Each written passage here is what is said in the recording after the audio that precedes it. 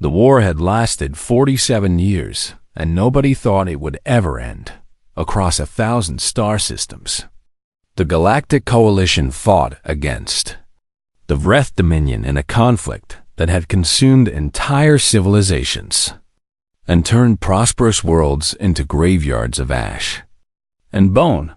The Coalition was an alliance of over 200 species, each bringing their unique strengths to the war effort. The Silithians contributed their vast intelligence networks and bioluminescent communication that could not be intercepted. The Korthans sent their legendary berserker warriors, who felt no pain and fought with 4 arms simultaneously. The Mindari provided their psychic shields and healing abilities that could mend wounds in seconds. And then there was Earth, set on the far edge of the galaxy's outer spiral arm. A small blue world that most species had never heard of, and those who had considered it barely worth mentioning. Humans had only discovered faster than light travel 23 years ago, making them infants by galactic standards. Their ships were slow and poorly armored. Their weapons relied on primitive chemical reactions and crude metal projectiles. Their bodies were soft, fragile, and lacking in any natural defenses. They had no claws, no venom, no telepathy, no regeneration, no natural armor, and no bioluminescence by every measure that mattered in galactic warfare. Humans were useless. Ambassador Kethra of the Silithian delegation made this clear when she met with the human envoy for the 9th time in the Great Hall of Coalition Command. She towered over the human representative, her elongated form shimmering with patterns of light that conveyed her emotions to anyone who could read them. The patterns spoke of impatience and mild contempt. Though her translator rendered her words in diplomatic language, "We appreciate Earth's continued offers of assistance," she said, her voice carrying the musical quality of her species. But the Coalition must be realistic about resource allocation. The human envoy, a gray-haired woman named Director Park, kept her expression neutral. She had heard variations of this speech 8 times before. The Vreth Dominion fields warriors that stand 8 feet tall and possess natural body armor that can withstand plasma fire. Kethra continued, "Their psychic scream. Technology has broken the minds of species far more mentally resilient than yours. We understand the risks." Director Park replied, "What you lack in understanding is any reasonable way to contribute," Kethra said, and her bioluminescent patterns flickered with something that might have been pity. "Your species has no hive mind coordination, no regenerative healing, no psionic sensitivity, and no evolutionary adaptations for combat. Your average lifespan is less than a century. Your soldiers require constant nutrition, hydration, and sleep cycles that would be considered a disability in most military species.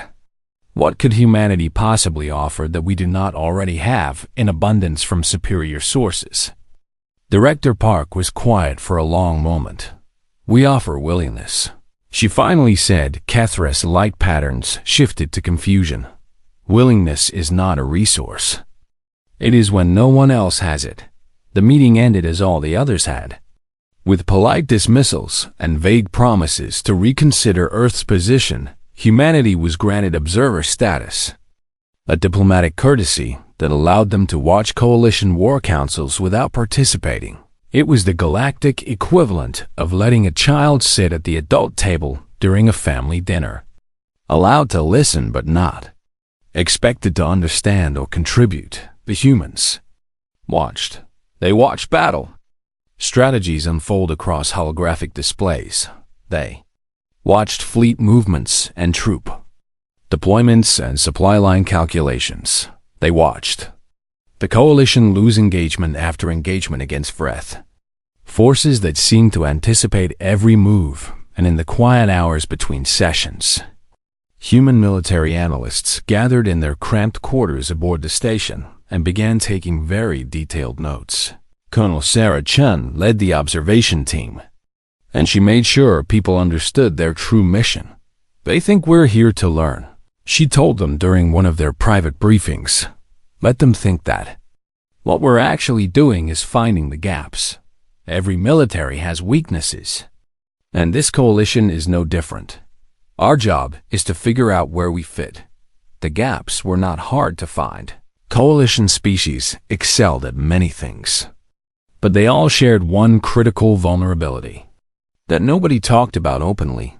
They were rational. Every species in the coalition made decisions based on logical calculations of risk and reward. When the odds of survival dropped below acceptable thresholds, troops withdrew. When a mission was deemed too dangerous, it was abandoned. When fear became too great, soldiers broke and ran.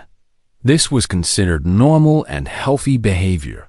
Self-preservation was programmed into every living thing, and intelligent beings were expected to recognize when a fight could not be won. The Vreth had exploited this mercilessly.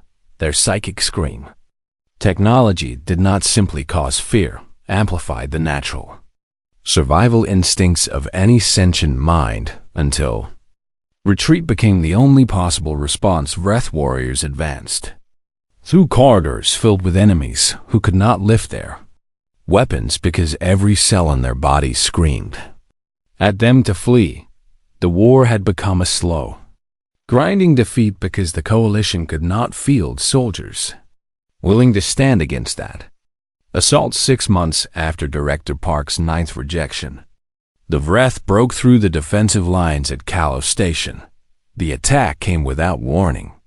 A massive fleet emerging from subspace directly into the heart of coalition territory. 3 battle fleets were destroyed in the first hour. Kalos Station itself, home to over 2 billion civilians from dozens of species, was overrun within 6 hours.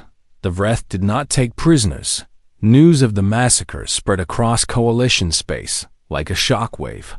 For the first time in 47 years, there was genuine fear that the war might actually be lost.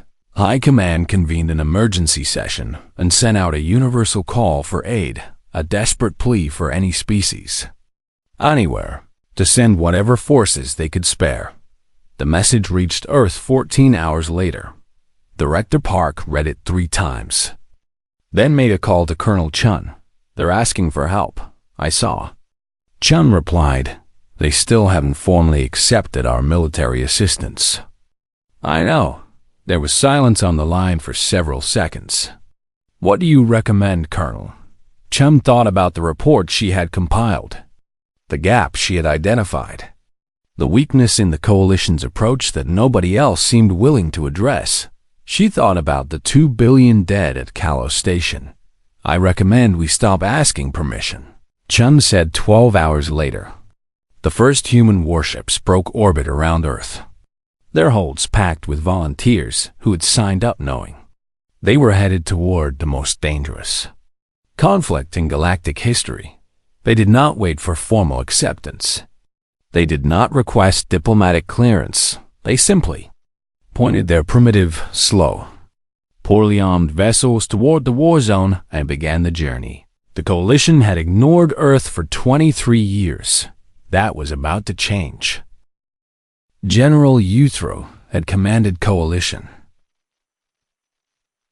General Uthro had commanded coalition forces for over 3 centuries and thought he had seen everything the galaxy could offer. He had watched the Korthan berserkers tear through enemy lines with nothing but their claws and their rage.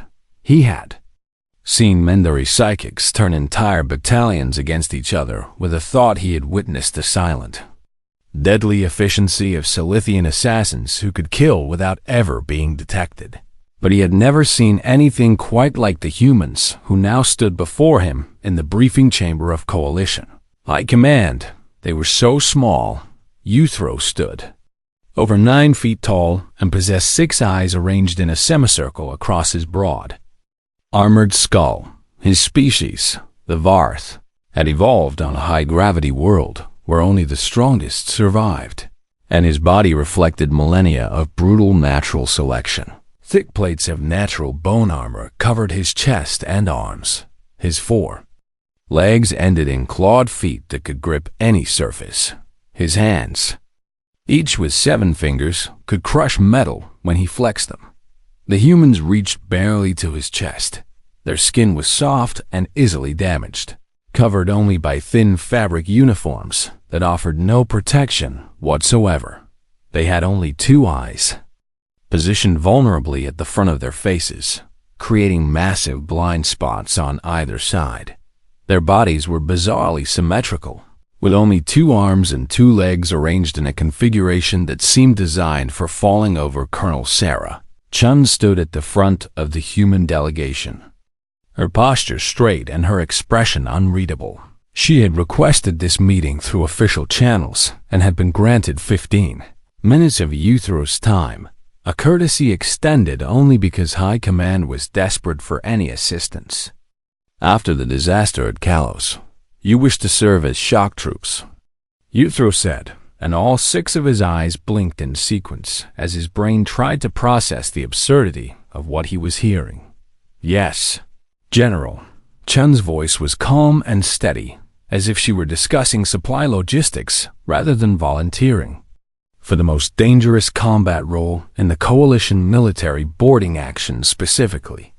She continued, ground assault on fortified positions, close quarters combat against Wrath warriors, the missions your current forces won't take. Euthro's secondary brain, the one responsible for threat assessment, ran calculations automatically and returned results so unfavorable that he wondered if it was malfunctioning. You understand what you are asking, he said slowly. The Vreth are not like other enemies. Their warriors stand 8 feet tall and weigh over 600 pounds. Their chitin armor can withstand direct hits from plasma weapons. Their mandibles can cut through starship hull plating. I am aware of the specifications, Chun replied, and you have surely been briefed on their psychic screen technology. We have studied it extensively. Euthro leaned forward, his massive form casting a shadow over the human delegation. Then you know what it does. The scream targets the fear centers of any sentient brain. It does not simply frighten, it overwhelms. Even the Korthan berserkers, who feel no pain and live for battle, collapse into catatonic states when exposed. They cannot fight it because it is not an external attack. It turns their own minds against them. Our soldiers have trained specifically to resist psychological warfare, Chun said. With respect, Colonel, training is irrelevant. Euthro shook his massive head. We have tried everything. Chemical suppressants, neural dampeners, genetic modifications, psychic shields. Nothing works. The fear response is too deeply embedded in organic consciousness. When the Vreth advance, our troops break. Every species breaks. There are no exceptions. Chun nodded slowly, as if she had expected this response. General, may I ask you a question? Euthro gestured his assent with 2 of his hands. In your experience, how do your soldiers respond to fear before the Vreth scream hits them? The question seemed strange, and Euthro took a moment to consider it. They respond as any rational being would, he said finally. Fear is a survival mechanism. When danger is detected, the mind calculates the probability of success. If the probability is too low, the instinct to flee activates. This is baseline sentient behavior, and the scream amplifies this response until retreat becomes involuntary. Correct, Chine smiled. And something about that smile made Euthro's threat assessment brain activate again. General, humans experience fear differently. I doubt that very much. Fear is universal. The experience is universal. Chun agreed. What we do with it is not. She gestured to one of her officers, who activated a holographic display images, began appearing human soldiers in various situations that made no logical sense. Humans jumping from aircraft with nothing but fabric sheets to slow their fall. Humans climbing vertical cliff faces with no safety equipment. Humans swimming in waters filled with predators large enough to swallow them whole. Humans voluntarily entering burning buildings. Humans strapping themselves to rockets. These are not military operations. Chun explained. These are recreational activities. Humans do these things for fun. Yuthro stared at the images, all 6 eyes wide. That is insane. Yes, Chun agreed pleasantly. We are aware. She stepped closer, and despite being less than half his size, something in her posture made Yuthro want to step back. General, humans evolved as persistent predators on a death world. Our planet is covered in natural disasters. Venomous creatures, extreme temperature variations, and environmental hazards that kill millions of us every year. We have no natural weapons, no armor, no special abilities. What we have is the capacity to be terrified beyond rational measure and keep moving forward anyway. That is not possible. And yet here we are. Chum pulled up another display, this one showing casualty projections. For various coalition operations against Vreth forces, you have a mission coming up. She said, Hive Station Omega. Your analysts project 94% casualties for any assault force. That mission has been classified as a diversionary action only. Suicide troops to buy time for civilian evacuations. You have no volunteers. Yuthro said nothing because there was nothing to say. She was correct. Every species in the coalition had been asked, and every species had declined. The numbers were too bad. The death was too certain. No rational being would accept those odds. We volunteer. Chun said, all of us, knowing the projections, knowing the odds, knowing we will probably die, we volunteer anyway. The briefing chamber was silent for a long moment. Why? Yuthro finally asked. And he was genuinely confused. Because someone has to, Chun replied. And because humans have spent our entire existence being afraid and doing things. Anyway, it is literally how we survived as a species. Fear does not stop us. General, nothing stops us. Yuthro looked at the small, fragile, impossibly confident human standing before him. His threat assessment brain was still running calculations. But it kept returning errors because it could not process what it was seeing. These creatures should not exist. They defied every logical model of sentient behavior. They were volunteering for certain death with calm voices and steady hands. They were either lying about their capabilities, or they were something the galaxy had never encountered before. Very well. Yuthro heard himself say, You will deploy to Hive Station Omega. I expect you to die quickly. Try to cause some damage before you do. Colonel Chun smiled again. That strange, unsettling smile that did not match her soft features. General, I think you might be surprised. She was right. He would be very surprised indeed. The boarding pods hit the outer hull of Hive Station Omega with a sound like thunder. And Private First Class Diego Reyes felt his heart trying to escape through his ribcage around him. 47 other humans sat strapped into crash seats, their weapons clutched tight against their chests, their faces pale in the red. Emergency lighting. Nobody spoke because there was nothing to say. They all knew what was coming. The pods had barely finished burning. Through the station hull went the psychic scream. Hit! It came without warning.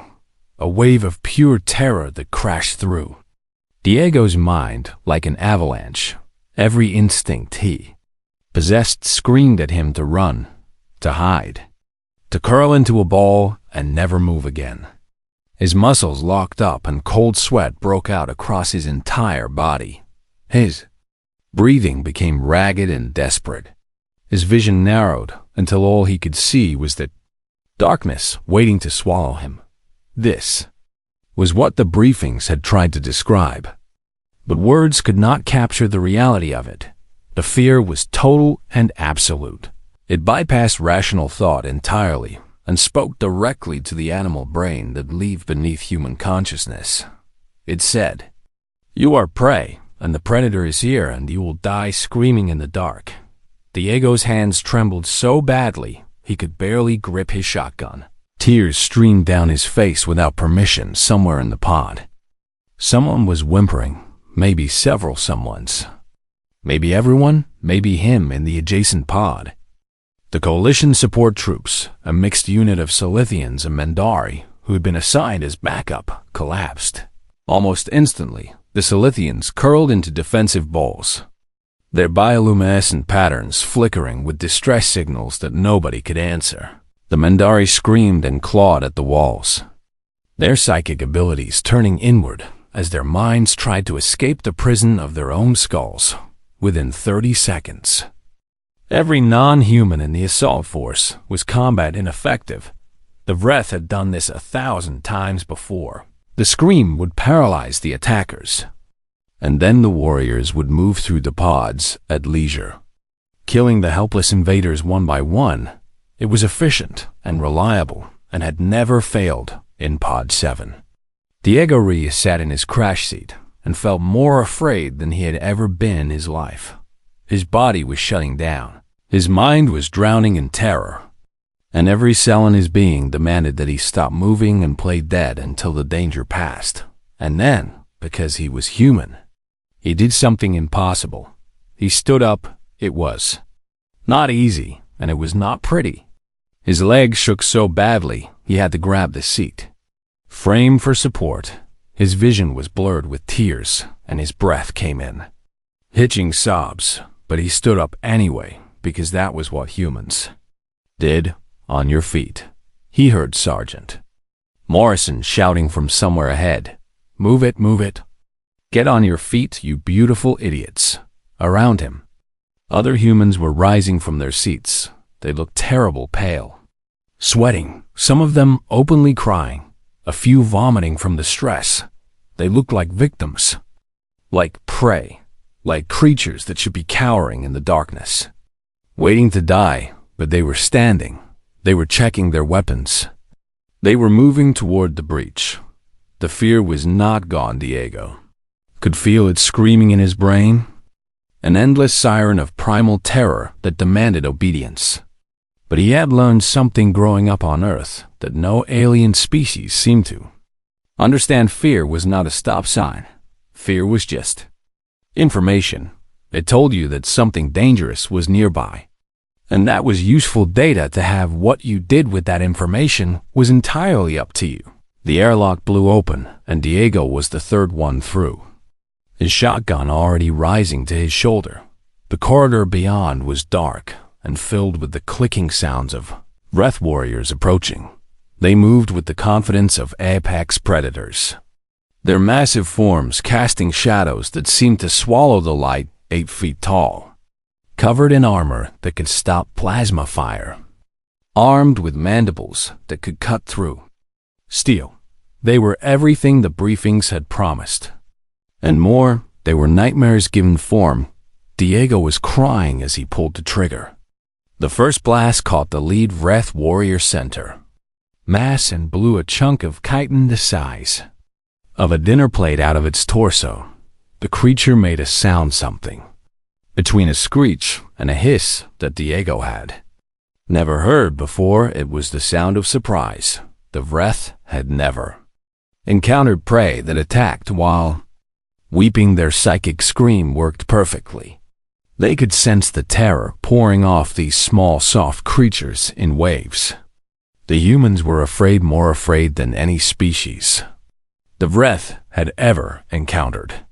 Their fear response almost comically intense, and yet they were shooting. They were advancing. They were screaming battle, cries and profanities, and sometimes just wordless howls of defiance. Private Chun, no relation to the colonel, emptied her entire magazine into a Vreth warrior while tears streamed down her face and snot ran from her nose. Corporal Williams threw himself at a warrior 3 times his size, jamming a grenade into a gap in its armor before being thrown across the corridor. The grenade detonated, and the warrior went down in a spray of ichor. Williams got back up, grabbed a fallen rifle, and kept fighting. Sergeant Morrison took a mandible strike that should have cut him in half, But his body armor held, just long enough for him to shove his sidearm into the warrior's face and fire until the magazine was empty. He died. But he died shooting. This was not how prey behaved. This was not how any species behaved. The Vreth had conquered thousands of worlds and faced hundreds of different enemies. And all of them, every single one, responded to fear in the same way. They stopped. They ran. They surrendered. They died begging. Humans did none of these things. They died fighting. They died screaming. They died with their weapons hot and their enemies falling. Around them, Diego lost track of time in the chaos of the assault. He remembered reloading his shotgun with hands that would not stop shaking. He remembered stepping over the bodies of friends who had been cut down beside him. He remembered the taste of blood in his mouth, his own or someone else's. He never knew. He remembered the moment when the Vreth warriors began to hesitate before engaging the human squads. That hesitation was new.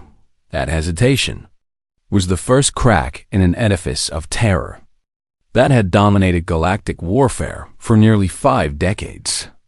The humans pushed deeper into the station, losing soldiers with every corridor, but never stopping, never retreating, never giving the Vreth a moment to regroup, and slowly, impossibly, the momentum of the battle began to shift 12 hours after the assault began.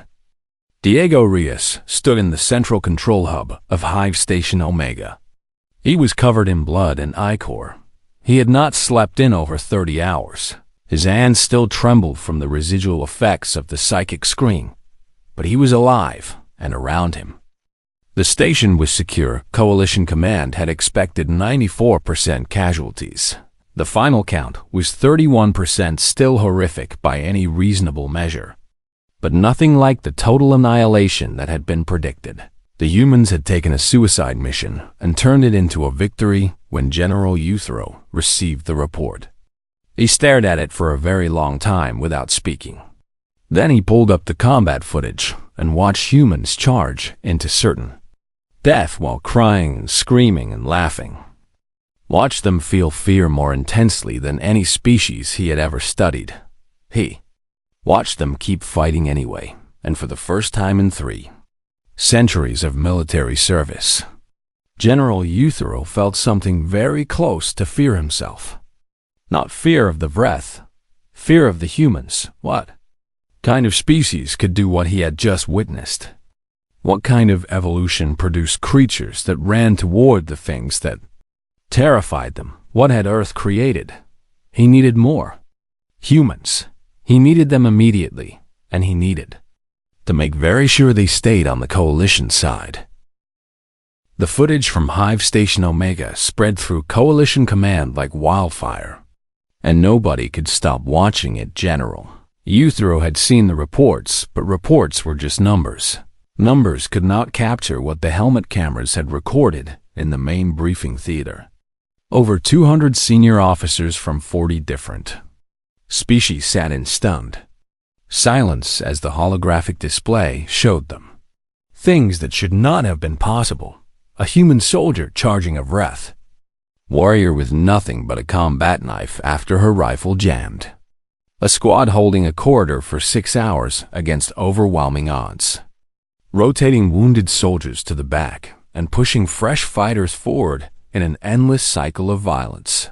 A medic treating injured comrades while Vreth warriors closed in from both sides, never stopping her work until a grenade threw her across the room, and then getting up and continuing. A sergeant who lost his weapon and resorted to beating us Vreth warrior with a piece of broken pipe, screaming obscenities in a language that the translator could not process, because humans apparently had separate languages specifically for cursing. Pause playback, Admiral Kethra said. Her voice strained. The image froze on frame showing a young human woman identified in the records as Master Sergeant Jennifer Thompson, with her teeth buried in the sensory cluster of a Vreth warrior. The warrior had disarmed her seconds earlier. It had expected her to flee or surrender. Instead, she had bitten it. Is this accurate? Kethra asked. "Has this been verified?" Multiple angles confirmed the footage. The briefing officer replied, "Master Sergeant Thompson successfully disabled the warrior by destroying its primary sensory array. She then retrieved the warrior's own severed limb and used it as an improvised weapon to finish the kill. She survived the engagement and is currently recovering from her injuries." The room was very quiet. "They bite," Jethro said slowly. As if he could not quite believe he was saying the words, "They actually bite." The xenopsychologist assigned to analyze the human forces a Mandari specialist named Vrel stepped forward to address the assembled officers. Her skin shifted through colors that indicated deep discomfort. "I have completed my preliminary assessment of human combat psychology," she said. "The results are troubling." She activated her own display, which showed brain scan data from human soldiers during the assault. As you can see, the psychic scream technology functioned exactly as designed. Fear responses in human subjects were actually more intense than average, not less. Their adrenal systems activated at extreme levels. Stress hormones flooded their bloodstreams. By every neurological measure we have, these soldiers were experiencing terror beyond anything we would consider survivable. Then how did they keep fighting? A Korthan general demanded. His species were renowned as the fiercest warriors in the coalition, and the footage had clearly wounded his pride. The Mandari hesitated before answering. They chose to. "That is not an answer. I understand your frustration, but I do not have a better one," Vrel admitted. "Human neurology appears to include a capacity that we have not observed in any other species. They can experience extreme emotional states without being controlled by them.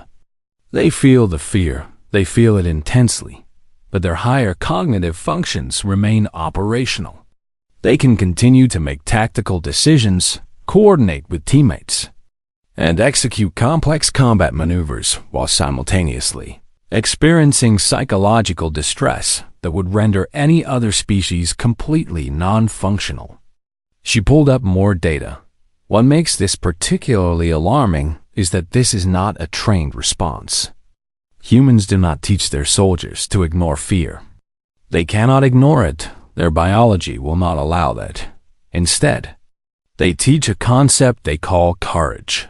"What is courage?" Kethra asked. "According to human sources, courage is defined as being afraid and acting anyway." Another long silence. "That is the most disturbing thing I have ever heard," Jethro said quietly. "It gets worse." Vrel continued. "I analyzed human evolutionary history to understand how this capability developed. Humans evolved on a planet they themselves classify as a death world. 70% of the surface is covered in water they cannot breathe. Temperature extremes across the planet range from lethal cold to lethal heat. The wildlife includes an extensive catalog of predators, venomous creatures and parasites that specifically target human biology. And yet, humans not only survived, they dominated." She showed images from Earth's history. They hunted creatures larger than themselves by chasing them until the prey collapsed from exhaustion. Their method was called persistence hunting. They would simply follow an animal for days, never stopping, never giving up, until it could not run anymore. This is how they fed themselves for hundreds of thousands of years. They outstubborned their prey. The Korthan general said flatly, "Essentially, yes, this same stubbornness appears to be hardwired into their psychology. Humans do not quit. They do not stop. They continue pursuing goals long after any rational analysis would indicate the goal is impossible. They call this determination. Other species might call it insanity." The tactical analysis that followed was equally disturbing. Human weapons were primitive by galactic standards, but they had been designed with a singular purpose, the more advanced species had apparently overlooked. They were meant to kill things larger and more dangerous than humans.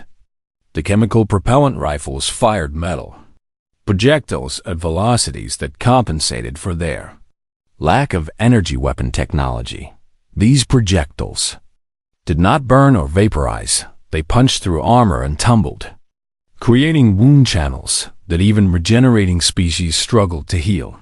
Human explosives were crude but devastatingly effective. Their grenades were specifically designed to create shrapnel that shredded organic tissue. Their larger munitions could level buildings. Even their combat knives were engineered for maximum damage.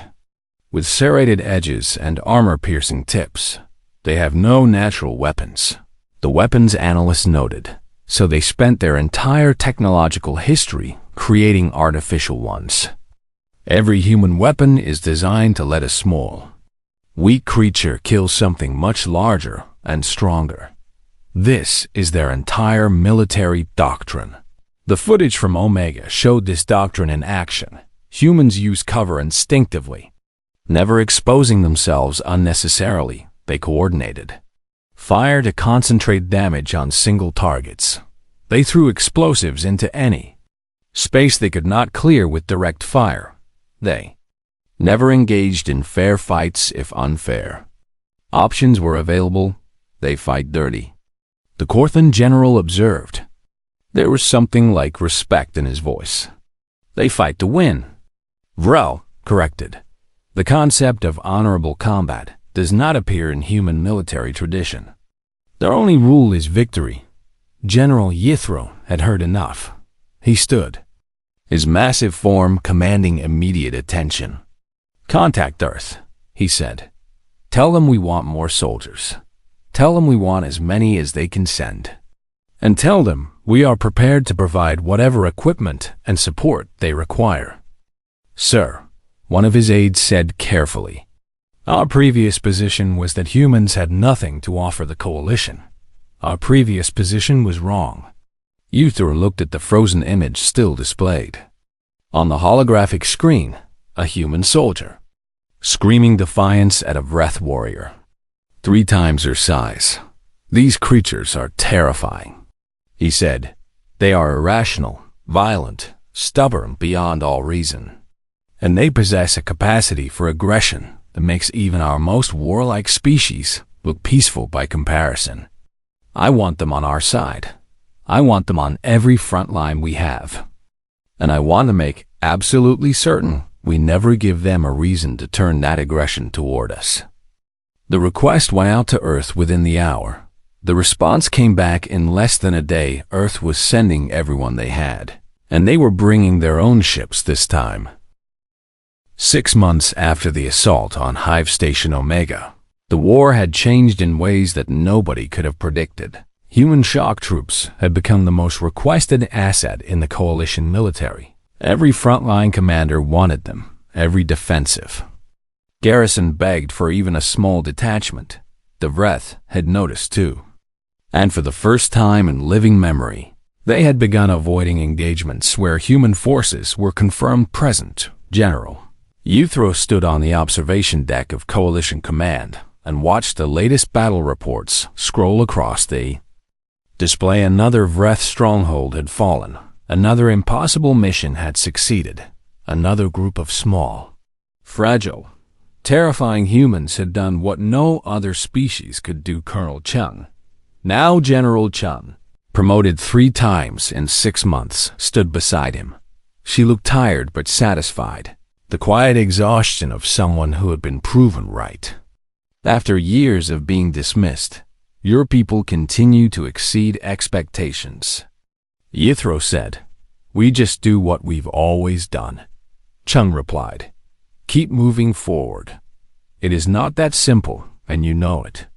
Yithro turned to face her, all 6 of his eyes focused on her small form. "I have studied human history extensively. Since Omega, your species should not exist. You evolved on a planet that tried to kill you constantly. You had no natural advantages. You should have been prey for something larger and faster and stronger. Yet here you are, conquering the galaxy." "We're not conquering anything," Chum said with a small smile. "We're just helping out." "You are doing considerably more than helping." The reports spoke for themselves. human units had participated in over 200 combat operations since Omega. They had achieved victory in 187 of them. The casualty rates were still higher than other coalition forces, but the success rates were incomparably better. More importantly, something had changed in the coalition itself. Morale, which had been collapsing for decades, was rising. Species that had been considering surrender were recommitting to the war. Effort recruitment numbers were up across every member world. Your soldiers do something that I still do not fully understand. Euthro admitted, they make others believe victory is possible. I have seen Korthan warriors who refused to retreat because humans were holding the line beside them. I have seen Mandari medics working under fire because human soldiers told them jokes while bleeding out. I have seen Silithian intelligence officers volunteer for ground combat because they did not want humans to think their species were cowards. Chun nodded slowly. Humans have a saying, courage is contagious. It is not logical. No. She agreed, but it works, Ambassador. Cathra had requested a human liaison officer for her personal guard after watching humans defend a diplomatic station against a Vreth raid. When asked why she wanted creatures she had once dismissed as useless, her response had surprised everyone. They make you believe survival is possible, she had said, even when it is not. And somehow, that makes it true. The war continued for another 3 years, but the outcome was never really in doubt after. Humans joined the fight. The Vreth could not adapt to an enemy that did not behave according to any rational model. Their psychic scream technology, which had won them countless victories, became useless against human forces. Their tactical superiority evaporated when facing soldiers who did not retreat regardless of casualties. Their terror tactics failed completely against a species that had invented horror movies for entertainment. When the Vreth Dominion finally sued for peace, the treaty was signed aboard the UES Persistence. The name was appropriate. The ship had been half destroyed and rebuilt 4 times during the conflict. Its hull was covered in patches and scars, a patchwork of repairs that should have rendered it non-functional, but it still flew.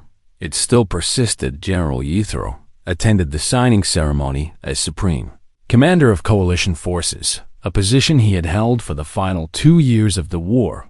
He found General Chun watching the proceedings from an observation deck, separate from the crowds of dignitaries and officers celebrating below. You are not joining the celebration, he observed. I've never been much for parties. Given what your species has accomplished, I would think celebration would be appropriate. Chun shrugged. We did what needed to be done. That's all. Yethro considered this for a long moment. I never asked you, he said finally. That first mission, when your people volunteered for what we all knew was certain death. Why did you do it? Why did you really do it? Chun was quiet for a while, watching the stars through the viewport. When she spoke, her voice was soft but steady. Because someone had to. The coalition was losing. Billions were dying, and everyone else was too rational to take the risks that needed to be taken. She turned to face him. Humans are not braver than other species. General, we feel fear just as intensely as anyone else, maybe more intensely. But somewhere in our history, we learned that fear is not a reason to stop. It is just another obstacle to overcome. We have a saying, courage is not the absence of fear.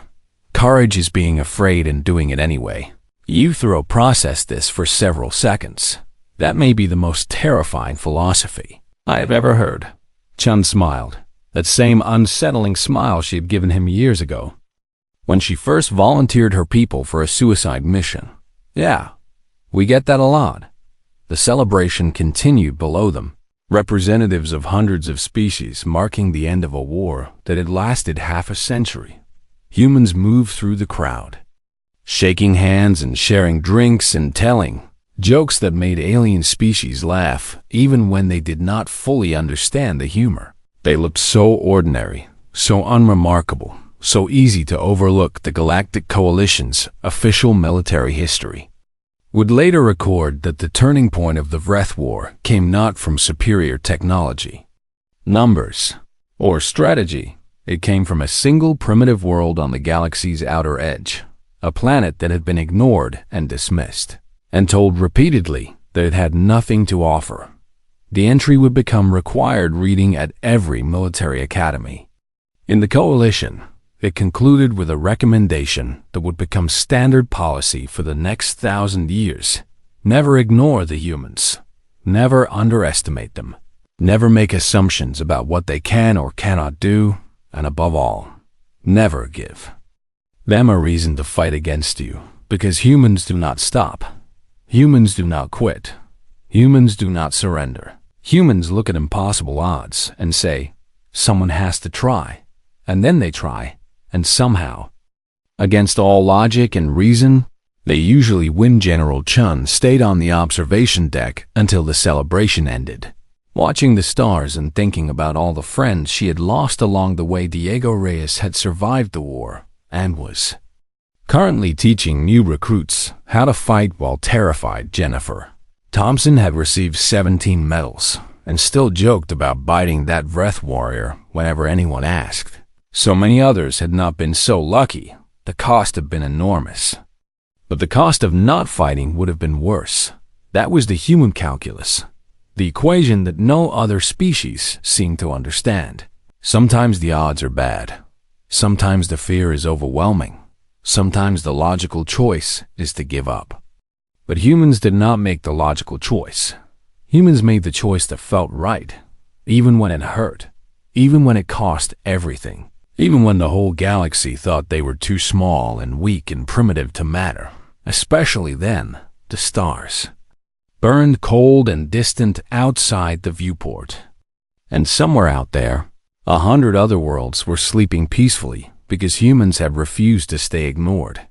It was, General Chun thought, a pretty good legacy for a bunch of stubborn apes from an insignificant planet. She smiled and went to join the celebration. There would be time enough for grief later. For now, there was victory, and victory, like courage, was worth celebrating even for humans. Especially for humans. The end.